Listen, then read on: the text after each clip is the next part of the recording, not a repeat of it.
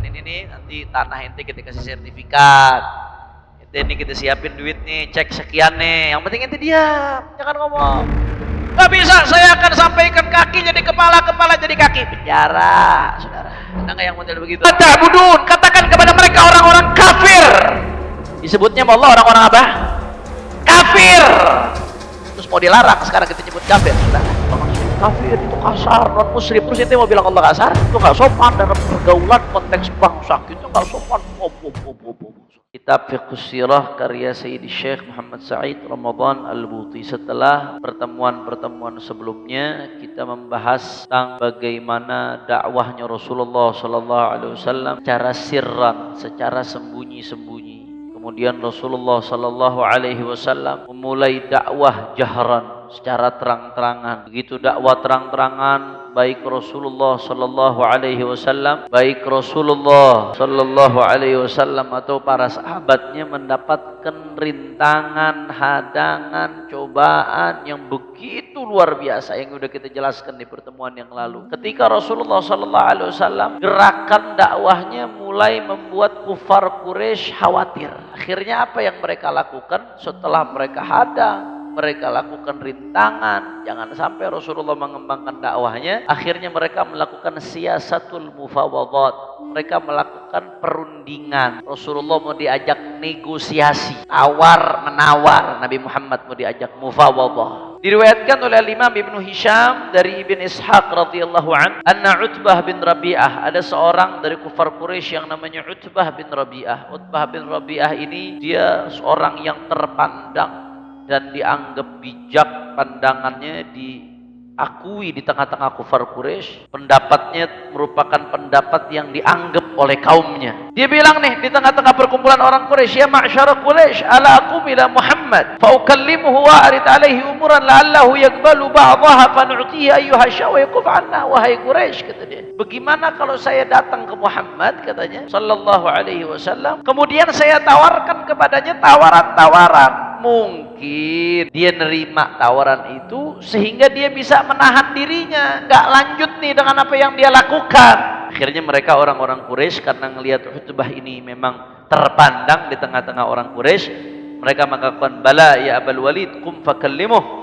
Mereka sepakat, silahkan datangi ia, ajak bicara, tawarkan apa yang harus ditawarkan. Akhirnya datang Utbah itu, duduk di sampingnya baginda Nabi besar Muhammad sallallahu alaihi wasallam. Apa yang dia katakan? Syuf, ini kufar Quraisy, sebengis-bengisnya kufar Quraisy datang ke Nabi masih ngomong apa? Ya bena akhi, ya bena akhi, wahai ibna akhi, wahai anaknya saudaraku, wahai sepupu, wahai anaknya saudaraku, wahai sepupuku. Kami tidak ragu bahwasanya engkau udah terkenal dengan kemuliaanmu di tengah-tengah keluarga, kemudian kedudukanmu di nasab yang mulia ini, semua juga udah tahu. Tapi wa innaka qad ataita qaumaka bi amrin azim, tapi kau ini datang kepada kaummu Quraisy dengan suatu perkara yang besar. Gara-gara apa yang kau bawa ini, ajakan untuk bertauhid kepada Allah, untuk meninggalkan berhala-berhala, ini jamaah kamu, kelompokmu, kaummu ini tercerai-berai sekarang, kata dia nih.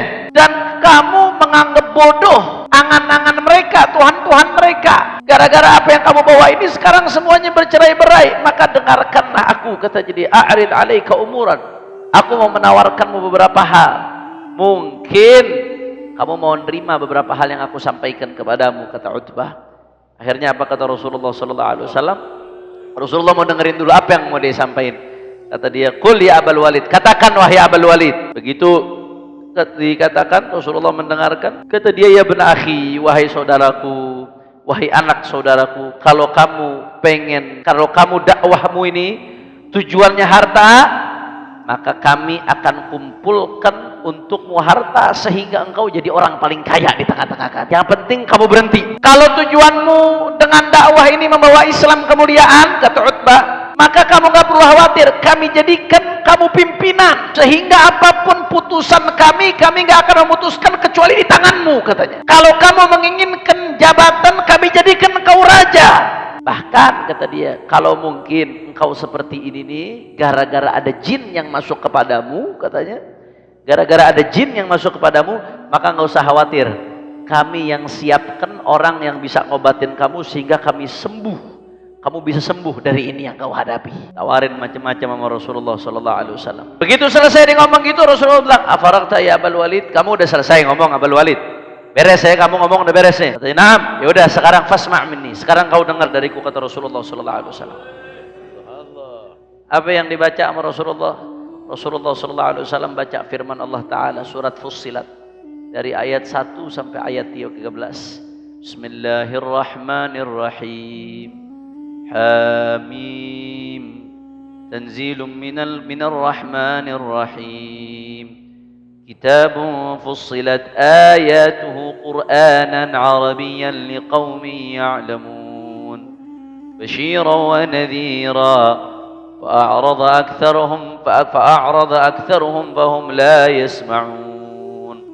Sampai kepada firman Allah Ta'ala, فإن أعرضوا فقل أنذرتكم صاعقة مثل صاعقة عاد وثمود. Sampai ke situ. Ayat 1 sampai ayat 13. Shadaqallahul azim. Rasulullah ngomong macam-macam, Rasulullah langsung baca firman Allah Ta'ala yang intinya yang aku bawa ini datangnya dari Allah. Aku ini hanya utusan Allah. Innama ana basyarum mithlukum yuha ilayya annama ilahukum ilahu wahid. Aku ini hanya utusan Allah. Fastaqimu ilaih. Maka beristiqamahlah, luruslah di jalan menuju Allah. Wastaghfiru, minta ampunan Allah. Wa wailun lil musyrikin. Di Al-Quran Allah katakan, celaka orang-orang yang musyrik. Sampai ayat 13. Kata Allah Ta'ala, fa'in a'radu. Kalau mereka tetap berpaling, tidak mau mendengarkan dakwahmu, wahai Muhammad sallallahu alaihi wasallam, faqul andartukum sa'iqatan mithla sa'iqati 'ad wa samud. Maka aku berikan kalian peringatan akan turun azab kepada kalian sebagaimana turun azab kepada 'Ad dan Samud, saudara. Itu Walid Utbah Abul Walid Utbah bin Rabi'ah yang tadi datang tuh pengen ngajak berunding. Begitu dengar apa yang disampaikan Rasulullah sallallahu alaihi wasallam, fa amsaka Utbah bifihi wa nashadahu ar-rahim an yakuffa 'anil qira'ah wa dzalika khaufan mimma tadammanathu al-ayah min tahdid. Itu Utbah yang tadinya ngomong sama Nabi, ya, nawar sama Rasulullah.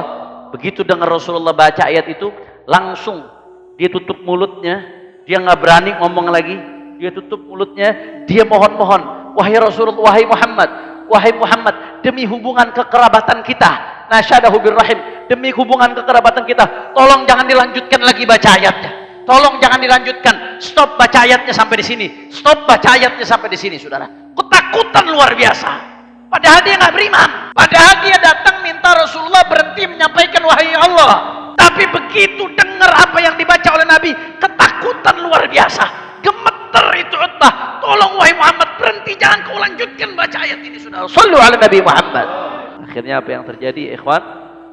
Langsung Utbah balik pulang ke tengah-tengah kaumnya, ditanya, ma wara'aka ya Abul Walid, apa yang terjadi padamu di belakang ini wahai Abul Walid?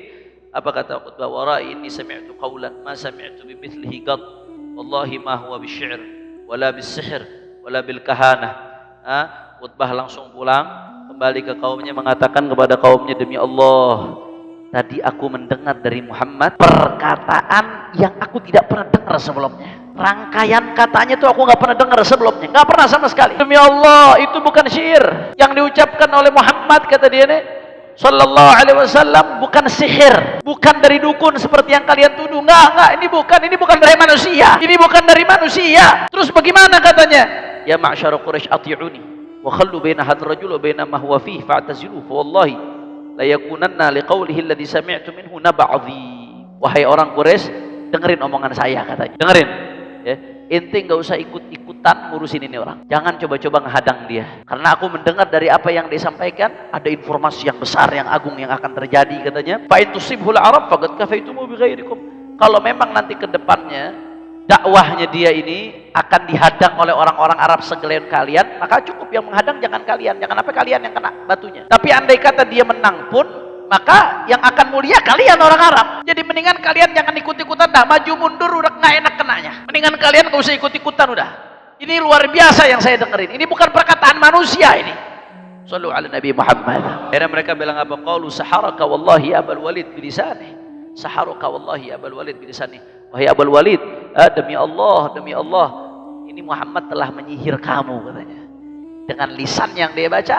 Kamu datang pengen negosiasi, malah kamu jadi begini pulangnya. Ini Muhammad telah menyihir kamu dengan lisannya. Akhirnya kata wanita, "Hadar ra'yi fi fasna'u ma badalakum." Ini pendapat saya. Ini nasihat saya untuk kalian. Kalau kalian gak mau dengar, fasna'u ma badalakum. Terserah kalian mau berbuat apa. Tapi saya sampaikan apa yang saya sampaikan. Sallu ala Nabi Muhammad. Abul Walid ini saat itu Utbah bin Rabi'ah ini masih kafir, kufar Quraisy. Si golongannya kufar Quraisy saat itu, ikhwan.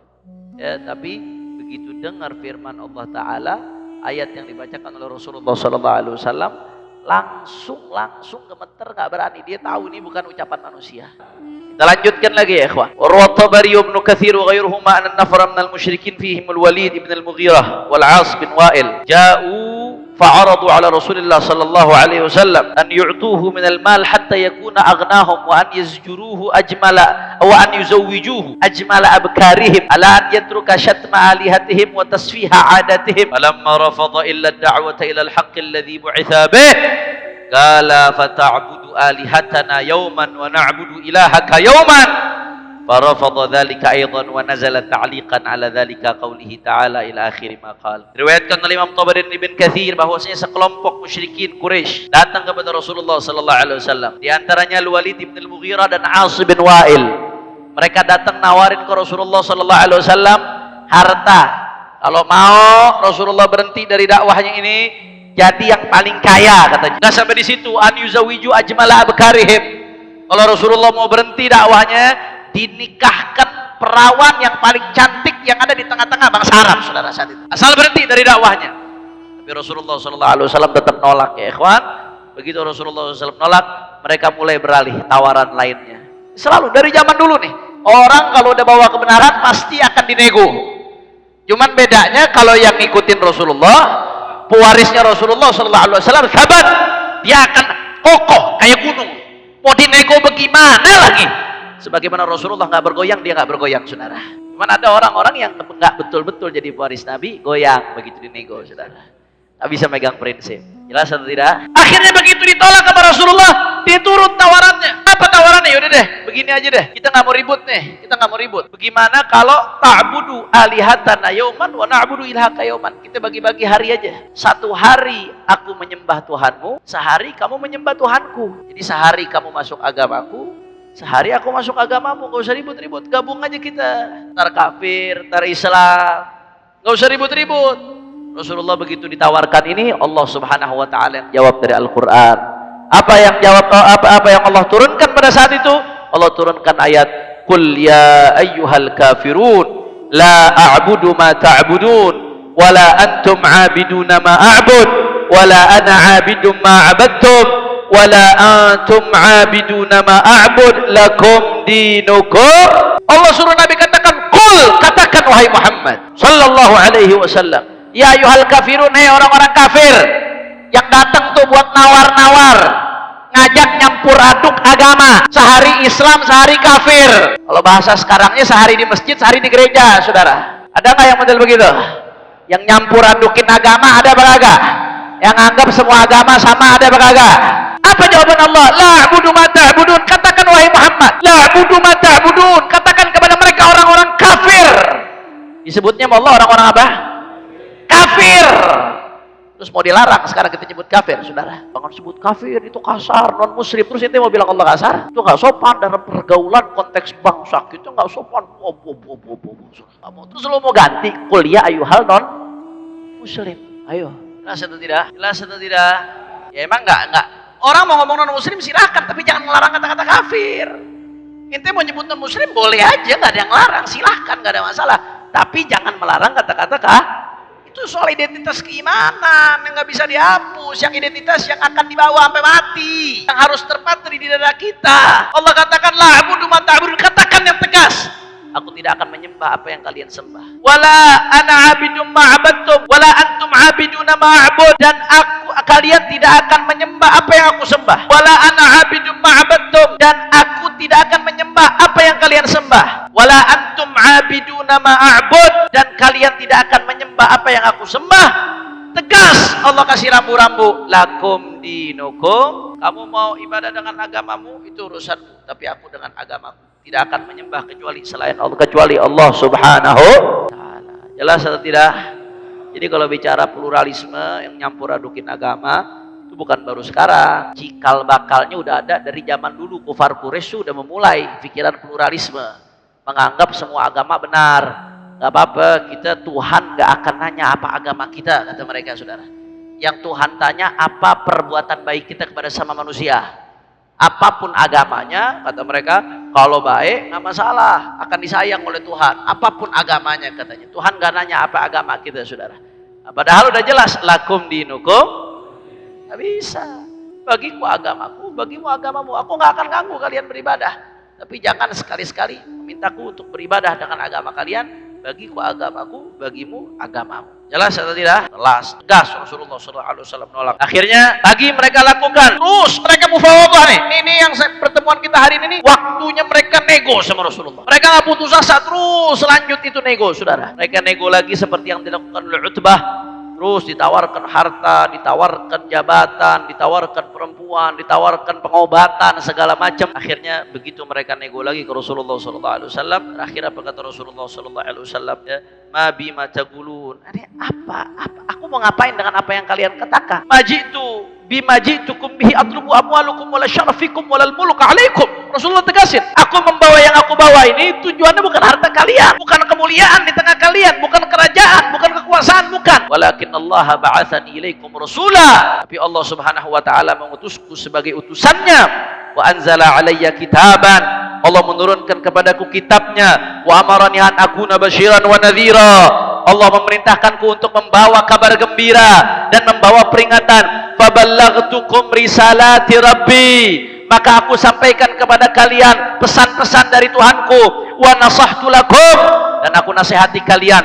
Fa in taqbalu minni, kata Rasulullah, kalau kamu terima dariku majitukum bihi, apa yang aku bawa, fahuwa hadzukum fid dunya wal akhirah. Yang beruntung kalian. Kalau kalian terima, yang beruntung di dunia akhirat kalian. Tapi wa in taruddu alayya, tapi kalau kalian tolak, asbir, aku akan sabar di amrillah sampai hatta yahkumallahu baina wa bainakum. Aku akan sabar menunggu ketentuan Allah sampai Allah Subhanahu wa taala yang memutuskan, yang menghakimi antara aku dan kalian. Bagaimana nanti Allah Subhanahu wa taala akan menghukumi kalian. La ilaha illallah. Nah, sampai di situ terakhir. Terus mereka nawar nih. Ini lagi masa tawar menawar luar biasa di sini. Nego terus. Akhirnya mereka katakan apa ke Rasulullah? Baik. Kalau kamu tidak bisa terima, wahai Muhammad, katanya, kami gini, kami sekarang yang minta kepada kamu. Ditawar balik, kami yang minta kepada kamu. Fa innaka qad alimta. Kamu telah tahu, wahai Muhammad. Shallu ala Nabi Muhammad. Allahumma shalli wa sallim alaihi. Karena kalau lagi nyebutin ya Muhammad sallallahu alaihi wasallam tanpa panggil Rasul, karena anda lagi hikayah, menceritakan panggilannya orang-orang kufar Quraisy. Kalau anda ceritain orang kufar Quraisy manggilnya ya Rasulullah, ya mereka benar beriman dong berarti. Ini kita lagi hikayah, sebagaimana ulama kalau lagi menceritakan hikayah, riwayat-riwayat beda sama kita yang lagi sedang nyebut, atau sahabat yang lagi nyebut. Kira-kira jelas atau tidak? Fa innaka qad alimta annahu laysa minan nas ahad adyaq baladan wala agalman wala ashad aishan minna. Gini aja dah, sekarang kami yang minta kepada kamu, ya. Kalau kamu nggak mau menerima permintaan kami yang minta kepada kamu. Kamu tahu, nggak ada orang yang negerinya lebih sempit dari kita, karena Mekah itu adanya di antara gunung-gunung, bukit-bukit. Jadi lembahnya itu nggak besar. Kata mereka, nggak ada orang yang sempitnya lebih dari kita, yang airnya lebih sedikit dari tempat kita, yang hidupnya lebih susah dari kita. Maka kami minta, kalau memang kau betul-betul utusan Allah Subhanahu wa taala, maka fal yusayyir anna hadhil jibal allati qad tayyaqat alaina. Coba minta kepada Tuhanmu untuk geser di gunung-gunung nih. Ini mulai ngadi-ngadi nih, saudara.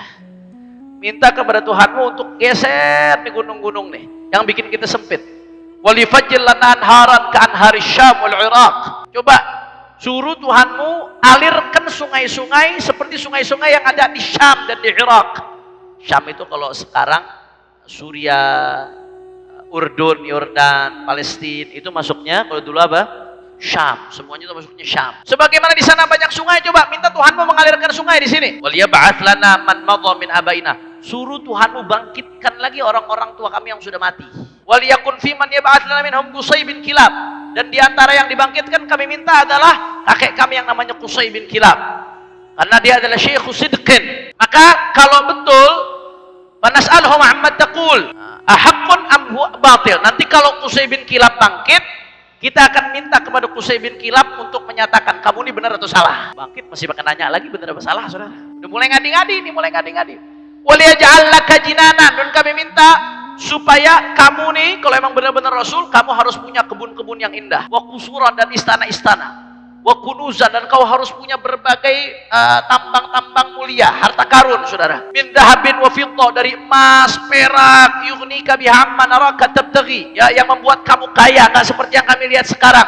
Fa in sana'ta ma sa'alnak saddaqnak wa 'arafna manzilataka minallah.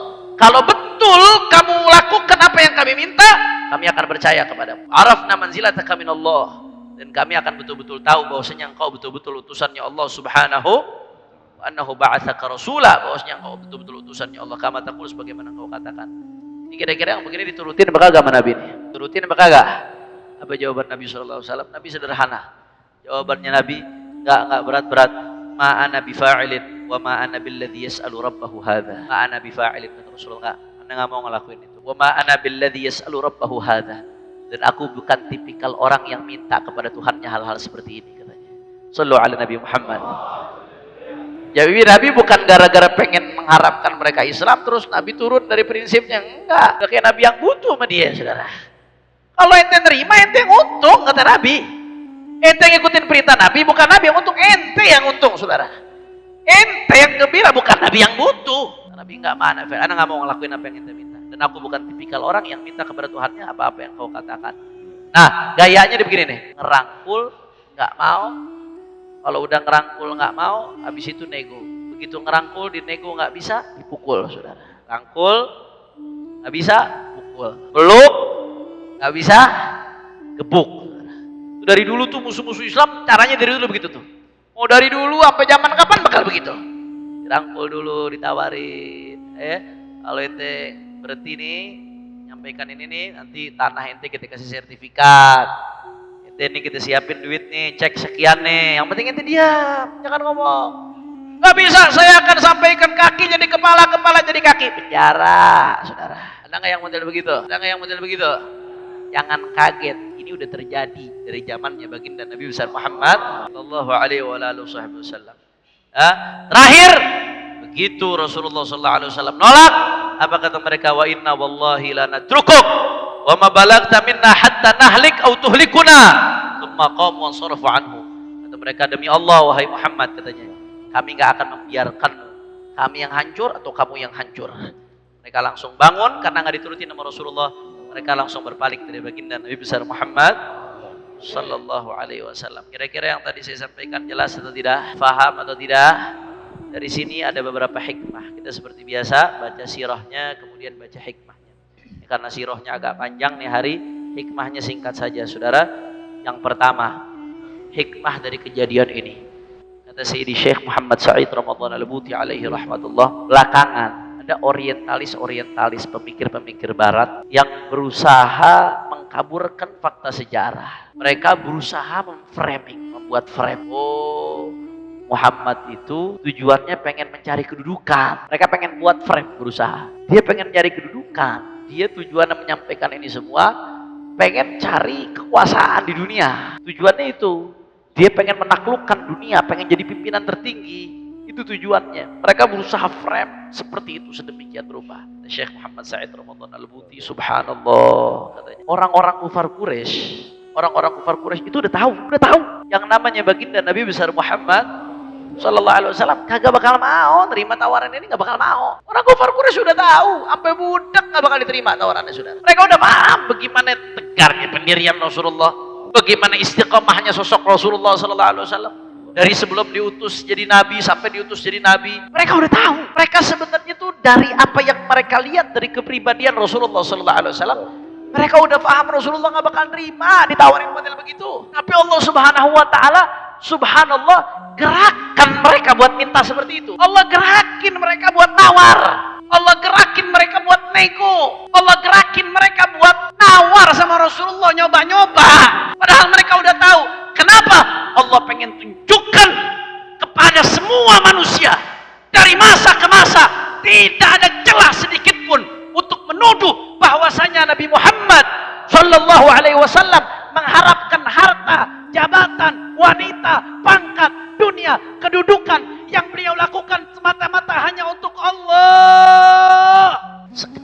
apapun celah itu ditutup sama Allah Subhanahu wa taala. Saya kira jelas atau tidak? Dan ini kata Syekh Al-Buti, kesian orientalis disebut beberapa nama sama beliau, nama-nama orientalis yang berusaha memframing bahwasanya tujuan Rasulullah ini hanya pengen memanfaatkan umatnya dan selainnya sebagainya. Ini orientalis jahanam ini, saudara. Kata Syekh Al-Buti, kesian mereka. Andai mereka sedikit aja buka sejarah Rasulullah SAW, maka semua catatan sejarah Rasulullah akan secara mentah-mentah mematahkan apa yang mereka sampaikan. Satu dari itu, gimana Rasulullah SAW nolak tawaran-tawaran yang sedemikian rupa, dipertegas oleh Rasulullah. Lah, kata Rasul, aku gak mencari harta, aku gak mencari jabatan, aku gak mencari wanita, aku gak mencari kerajaan, gak. Tolak mentah-mentah sama Rasulullah SAW. Yang kedua, dan itu tercermin dalam kehidupan Rasulullah SAW. Itu disebutkan Rasulullah SAW Sayyidil Awwalin wal Akhirin, mimpin para nabi, yang ditawarkan oleh Allah Subhanahu wa taala supaya gunung dirubah jadi emas. Gunung dirubah jadi emas. Kita jangankan gunung dirubah jadi emas, gelas dirubah jadi emas aja udah jungkir balik, saudara. Gunung dirubah jadi emas. Tapi Rasulullah SAW nolak. Kata Rasulullah, biarkan ya Rabb, aku kenyang sehari, lapar sehari. Kalau aku kenyang, aku bersyukur kepadamu ya Allah. Kalau aku lapar, aku memohon kepadamu ya Allah. Biarkan ya Rabb, aku kenyang sehari, aku lapar sehari.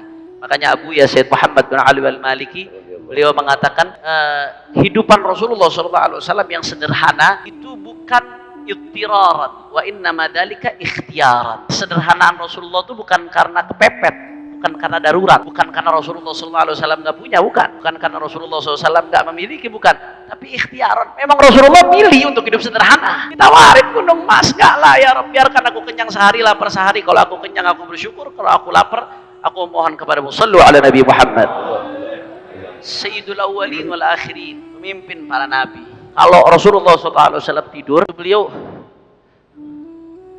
tidur di atas tikar. Yang kalau Rasulullah SAW bangun itu bekas tikernya kelihatan di punggung Rasulullah SAW. Bandingkan dengan kita yang tidur di atas kasur yang empuk, saudara.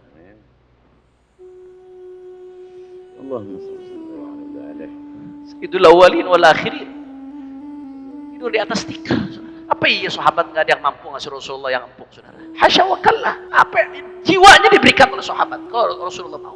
Tapi beliau milih tidur di atas tikar yang kalau Rasulullah bangun itu athar no, bekas kasarnya tikar itu ada di punggungnya Rasulullah SAW. Sampai-sampai diceritakan, diriwayatkan itu keluarganya Rasulullah SAW, beliau beserta anak istrinya nggak pernah kenyang 3 hari berturut-turut. 3 hari berturut-turut kenyang nggak pernah. Kalau hari pertama, kedua ada makanan, hari ketiga nggak ada makanan. Hari pertama, ketiga nggak ada makanan, hari keduanya nggak ada makanan, saudara. Ada Sayyidul Awwalin wal Akhirin, Sayyiduna Muhammad. Ketika beliau wafat, wa dir'uhu marhunun 'indal yahud. Dir'uhu marhun 'indal yahud. Baju perangnya dalam keadaan digade pada orang Yahudi, saudara, untuk beli kebutuhan keluarganya, saudara. Shallu ala Nabi Muhammad. Allah tutup celah sedikit pun celah untuk musuh-musuh Islam nuduh ketidaktulusan Rasulullah SAW. Tidak, Allah buka celah sedikit pun siapapun untuk ragu terhadap ketulusan dakwahnya Sayyiduna Muhammad. Kira-kira hikmah yang pertama jelas atau tidak? Alhamdulillah, kata beliau. Ya, kata Syekh Al-Buti, walaupun orang-orang Quraisy itu sudah tahu, tapi Allah gerakkan mereka sengaja untuk Allah jadikan hujjah kepada orang-orang yang datang setelah ini, bahwasanya nggak ada celah sedikit pun untuk menuduh ketulusan Sayyiduna wa Maulana Muhammad Sallallahu Alaihi Wasallam. Kemudian hikmah yang kedua, ya ikhwan, beliau mengatakan ini jadi contoh untuk para dai, para ustadz, para guru, para aktivis Islam, bahwasanya tujuan itu di dalam Islam tidak menghalalkan segala cara. Tujuan tidak menghalalkan segala cara. Ada istilah al-wasail la tubarrirul maqasid bal tuqarriruha. Di dalam Islam itu tujuan nggak boleh menghalalkan segala cara. Jangan gara-gara tujuan terpuji terus kita mau sampai ke tujuan itu pakai segala cara, apa aja ditubruk. Itu nggak benar tuh. Dalam Islam itu al-wasail la tubarrirul al-maqasid, al-ghayat la tubarrirul wasail. Al-ghayat la tubarrirul wasail bal tuqarriruha. Tujuan itu nggak menghalalkan segala cara.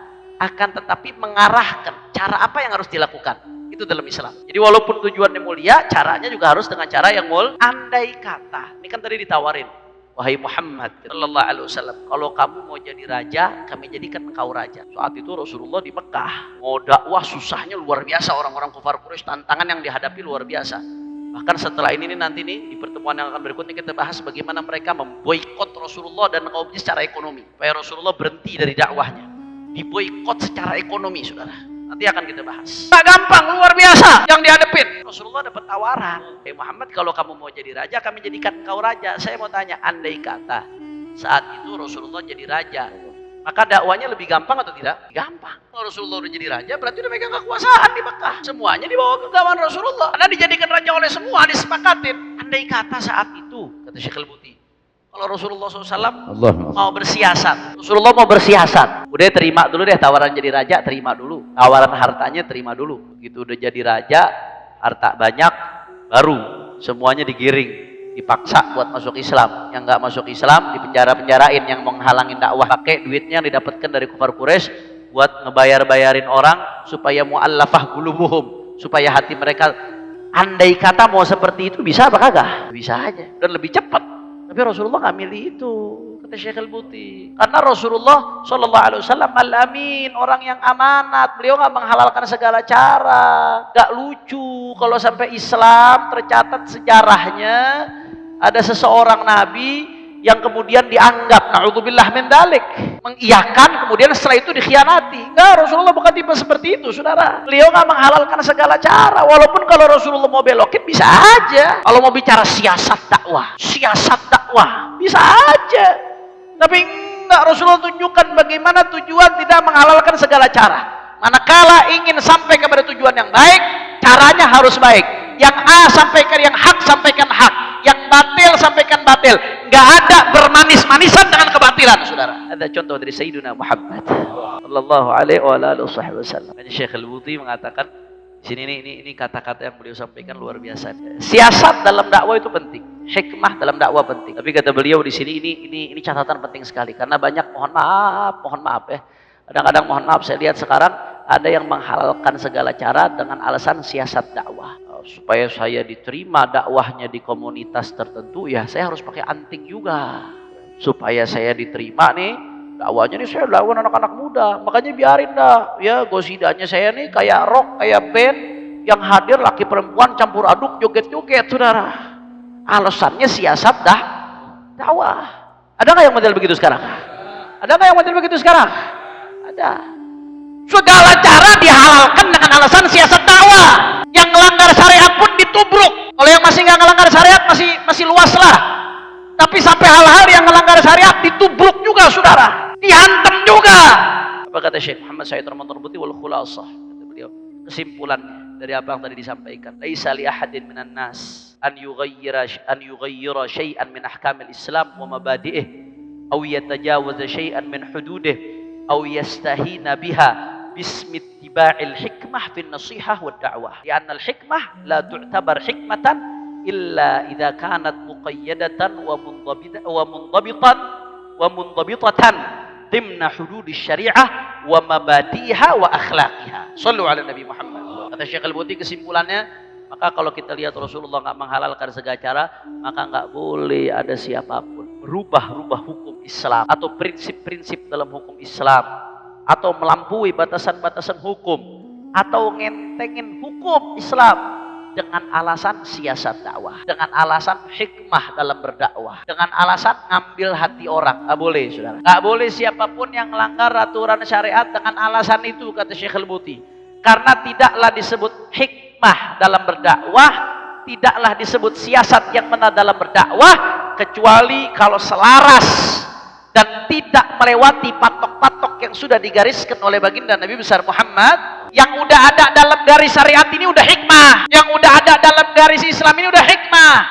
Gak bisa siapapun dakwah mengatasnamakan dakwah tapi ngelanggar syariat, gak ada. Karena itu gak dilakukan oleh Rasulullah SAW.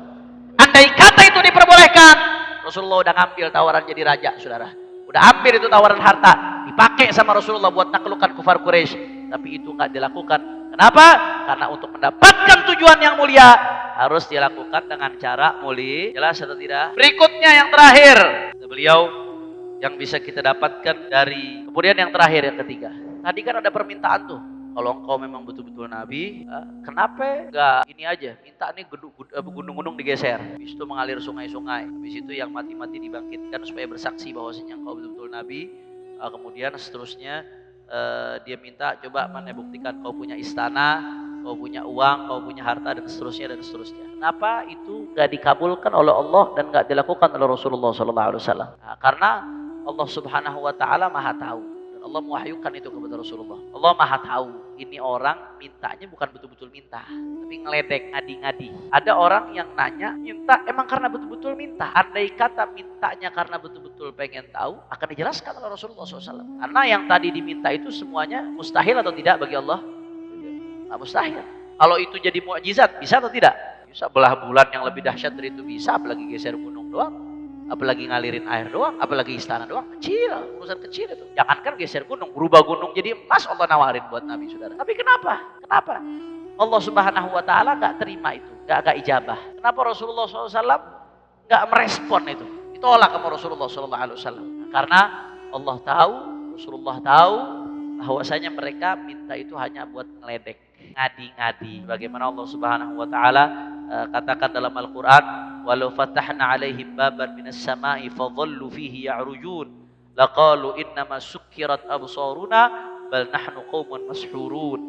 Kata Allah taala, jangankan tuh tadi gunung-gunung digeser tuh. Ya, lau fatahna alaihim baban minas sama', andai kata kita bukain pintu langit, kata Allah di Al-Qur'an, fadhallu fihi ya'rujun, terus mereka semua bisa terbang ke langit, naik ke langit rame-rame, mereka bisa naik ke langit. Mereka habis itu bakal bilang apa? Bakal beriman? Enggak. Mereka bakal bilang apa? Oh, kami sekarang sedang dibuat mabuk dan kami semua sedang kena sihir, katanya saudara. Karena emang dasarnya nggak ada kebaikan. Emang nggak pengen kebaikan dari awal. Makanya Allah nggak ijabah.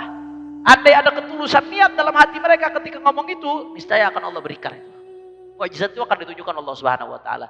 Tapi karena Allah Subhanahu wa taala nampakkan saudara, Allah Subhanahu wa taala lihat nggak ada ketulusan, mereka hanya ngeledek saja, maka itu tidak diijabah oleh Allah Subhanahu. Makanya kadang-kadang ada ulama-ulama kalau ada orang nanya, kadang-kadang dijawabnya diledekin balik, saudara.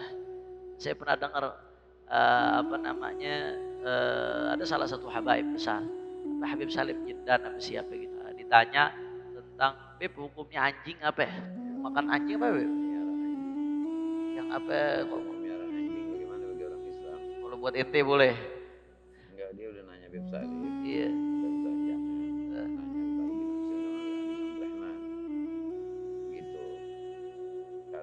Habib Ali bin Abdurrahman sama Habib Salim. Dia nanya sama Habib Salim, kata Habib Salim kalau anjing sama anjing boleh. Dia udah nanya sama Habib Ali, sama Habib Hussein. Dia bilang nggak boleh. Iya, kata Habib Ahmad barusan ada orang udah nanya sama Habib Ali bin Hussein Lantos sama Habib Ali bin Abdurrahman Habsyi Kuitak, Beb, hukumnya miara anjing apa? Boleh bang? Udah dibilang nggak boleh, haram. Orang Islam miara anjing bagaimana? Nggak boleh, haram. Dijelaskan dan seterusnya. Masih penasaran juga nanya ke Habib Salim Jindan, Beb, bagaimana hukumnya miara anjing? Katanya kalau anjing sama anjing boleh, katanya. Ente udah nanya siapa? Itu udah nanya siapa? Habib Ali Kuitang, Habib Ali bin Hussein Latos. Apa? Nggak boleh. Terus ente masih nanya juga. Berarti kalau anjing sama anjing boleh, katanya. Jelas atau tidak? Kadang-kadang ulama-ulama kita nih nunjukin. Kita lihat guru kita kadang-kadang kalau ada orang nanyanya ngaco-ngaco, ya dibalikinnya ngaco juga. Karena kenapa nanyanya ngadi, bukan tulus. Beda, kelihatan. Kalau ada orang nanya tulus, emang pengen nanya, kita bisa lihat tuh. Orang yang udah biasa ngadepin murid, bukan karena kasyaf, bukan karena apa-apa. Kita bisa lihat dari korinah, dari indikator, dari tanda-tanda. Ada orang ngadi-ngadi, nanyanya sok kayak mau ngetes gitu. Yang begitu-begitu jangan ngeladenin serius. Ngadepin orang gila, mesti gila juga, saudara. Tapi ulama-ulama kita kalau ada orang serius, nanya, tulus, dan kelihatan tanda-tanda ketulusan darinya, biasanya dijawab juga dengan serius. Nah, ini juga seperti yang ditunjukkan oleh baginda Nabi besar Muhammad sallallahu alaihi wasallam. Ini saja yang saya sampaikan. Mudah-mudahan yang sedikit ini bisa bermanfaat. Ini saja yang saya sampaikan. Lebih kurangnya mohon maaf. Hadani Allah wa iyyakum ila shiratal mustaqim.